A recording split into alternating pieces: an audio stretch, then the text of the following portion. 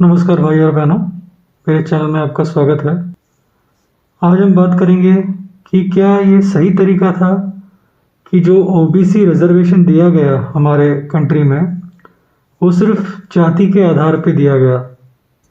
हम बात करेंगे कि जो पहला बैकवर्ड क्लास कमीशन था, जो जिसके चेयरमैन मिस्टर कलेलकर थे, उनकी क्या राय थी इसके बारे में। आप जानते हैं कि इंडिया में जो रिजर्वेशन है प्योरली कास्ट के या जाति के आधार पर दिया जाता है। ये रिजर्वेशन दो प्रकार का है। पहला जो है वो ओबीसी के लिए है और दूसरा जो है वो एससी एसटी के लिए है। जो ओबीसी का रिजर्वेशन है ये मंडल कमीशन रिपोर्ट की सिफारिश पे दिया गया था और ये लागू हुआ था 1990 में, तब के जो प्रधानमंत्री हैं मिस्टर वीपी सिंह के द्वारा। जो मंडल कमीशन था वो सेकंड बैकवर्ड क्लास कमीशन था और जो फर्स्ट बैकवर्ड क्लास कमीशन था वो मिस्टर कालेलकर के चेयरमैनशिप के अंडर हुआ था। वो चेयरमैन थे, मिस्टर कालेलकर चेयरमैन थे फर्स्ट बैकवर्ड क्लास कमीशन के।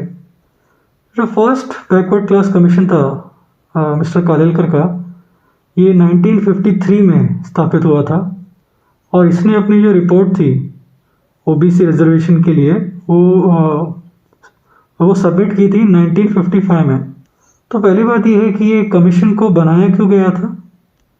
जो आर्टिकल 340 है, मीन्स कॉन्स्टिट्यूशन का अनुच्छेद 340 भारत के संविधान का, वो कहता है कि जो भारत के राष्ट्रपति है ये एक कमीशन को नियुक्त कर सकते हैं जो भारत में socially and educationally backward classes हैं, यानी कि सामाजिक और शैक्षणिक पिछड़ा वर्ग, उनके बारे में जांच करें और उनको कैसे बेहतर किया जाए उसके बारे में रिकमेंडेशन दें।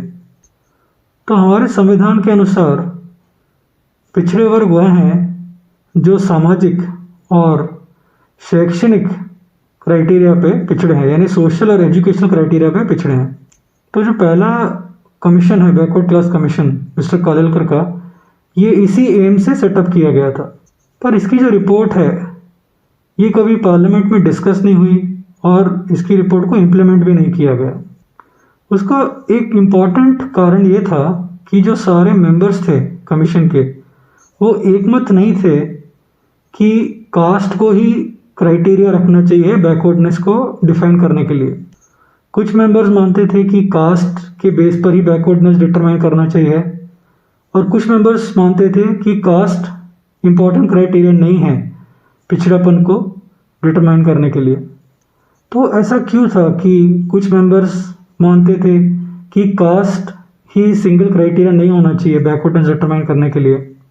पहला कारण ये था कि अगर रिजर्वेशन उन बैकवर्ड क्लासेस को दिया जाए जो हिंदुओं में हैं तो ये मुसलमानों और क्रिश्चियंस के साथ अन्याय होगा, क्योंकि उनको रिजर्वेशन का जो लाभ है वो नहीं मिल पाएगा।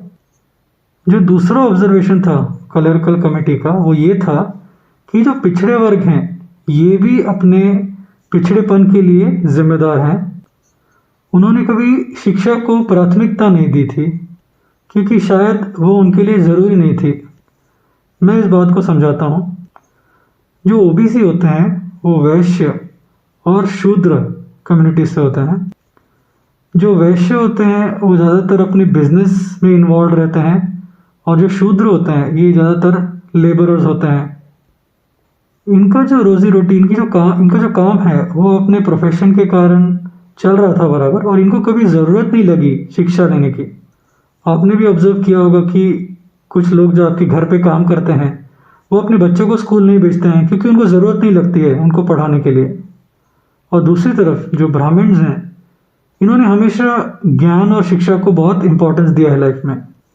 तो जो ब्राह्मण्स हैं वो काफ़ी एजुकेटेड होते हैं और आज के तारीख में काफ़ी प्रॉस्परस भी होते हैं।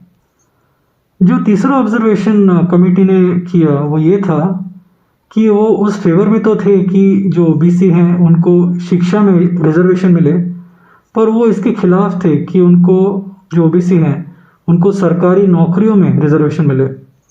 उनका मानना था कि सरकारी नौकरियों में रिजर्वेशन देने से जो सोसाइटी है उसका नुकसान होगा। मैं इस बात को समझाता हूँ। फॉर एग्जांपल, एक आईएएस ऑफिसर जो मेरिट पे सिलेक्ट हुआ है वो अच्छा काम कर सकता है सोसाइटी के लिए, उसकी बजाय जो रिजर्वेशन पे सिलेक्ट हुआ हो, तो नुकसान अल्टीमेटली सोसाइटी का होगा। जो चौथा ऑब्जर्वेशन कलेलकर कमेटी ने रखा, उन्होंने कहा कि जो ओबीसी हैं इनको क्लास 1 और क्लास 2 जॉब्स जो हैं सरकारी नौकरियों के, जो गवर्नमेंट जॉब्स हैं, उनमें रिजर्वेशन की मांग नहीं करनी चाहिए।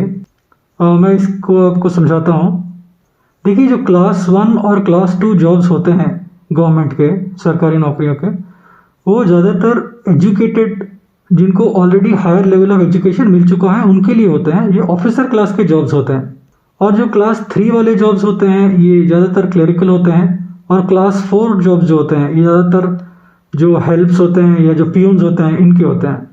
तो कमेटी का कहना था कि अगर ओबीसी इतने एजुकेटेड हैं कि वो क्लास 1 और क्लास 2 के जॉब्स के लिए compete कर रहे हैं, तो उनको अपने मेरिट के बेस पर ये जॉब्स के लिए compete करना चाहिए, ना कि रिजर्वेशन लेने से। आप जानते हैं कि हमारे कॉन्स्टिट्यूशन में जो आर्टिकल 340 है कहता है कि सोशली एंड एजुकेशनली बैकवर्ड। तो जब ओबीसी ऑलरेडी एजुकेटेड हैं कि वो क्लास 1 और क्लास 2 में compete कर सके, तो उनको रिजर्वेशन की क्यों ज़रूरत थी। तो ये कुछ ऑब्जर्वेशंस थे जो कलेलकर कमेटी ने रखे गवर्नमेंट के सामने। ये कमेटी के रिपोर्ट के बेस पर गवर्नमेंट ने भी कुछ ऑब्जर्वेशंस रखे। तो पहला जो क्राइटेरिया था, जो पहला ऑब्जर्वेशन था गवर्नमेंट का, वो ये था कि बैकवर्डनेस जो पिछड़ापन है ये इकोनॉमिक बेस पे होना चाहिए, जैसे आर्थिक बेस पे होना चाहिए, rather than socially and educationally backwardness पर। उनका दूसरा ऑब्जर्वेशन था कि अगर हम कास्ट बेस्ड रिजर्वेशन देना शुरू करेंगे तो इसमें जो सोसाइटी में जाति विभाजन है ये और बढ़ जाएगा। जो तीसरा ऑब्जर्वेशन था वो ये था कि अगर जो मेजॉरिटी है वो बैकवर्ड क्लासेस में आ जाएंगे तो जो जिनको एक्चुअल नीड है रिजर्वेशन का उनको नहीं मिलेगा। मैं इस बात को समझाता हूँ। फॉर एग्जांपल, ओबीसी अगर 50% ऑफ पॉपुलेशन है, जैसे अगर 140 करोड़ में अगर 70 करोड़ ओबीसी हैं, तो इतने ओबीसी को जॉब देना क्या संभव है गवर्नमेंट के पास? तो वही ओबीसी को जॉब मिलेगा जो ज़्यादा इन्फ्लुएंशियल हैं, जिनके पास ज़्यादा पावर है, उनको ही वही गवर्नमेंट में बने रहेंगे। और जो पिछड़े ओबीसी हैं एक्चुअल में, उनको लाभ नहीं मिल सकता रिजर्वेशन का। तो ये कुछ ऑब्जर्वेशंस थे जो कलेलकर कमेटी के और उस कमेटी के रिपोर्ट के बेसिस पर जो गवर्नमेंट ने ऑब्जर्वेशंस वो ये सब थे। पर ये कमेटी की जो रिपोर्ट है कभी पार्लियामेंट में डिस्कस नहीं हुई और ये कभी इम्प्लीमेंट भी नहीं हुआ। तो समराइज करने में ये कह सकते हैं कि बोथ जो कमेटी थी और जो गवर्नमेंट थी वो मानती थी कि जो कास्ट है वही सिर्फ क्राइटेरिया नहीं होना चाहिए बैकवर्डनेस को डिफाइन करने के लिए, पिछड़ापन को डिफाइन करने के लिए। मैं अपने अगले वीडियो में जो इसका पार्ट 2 है ये सीरीज़ का, उसमें बताऊंगा कि जो सेकेंड बैकवर्ड क्लास कमीशन है जिसके चेयरमैन मिस्टर मंडल थे, जो मंडल कमीशन रिपोर्ट जिसे कहता है, उसके बारे में, और बताऊंगा कि कैसे उसमें भी काफ़ी सारी खामियां थी। धन्यवाद।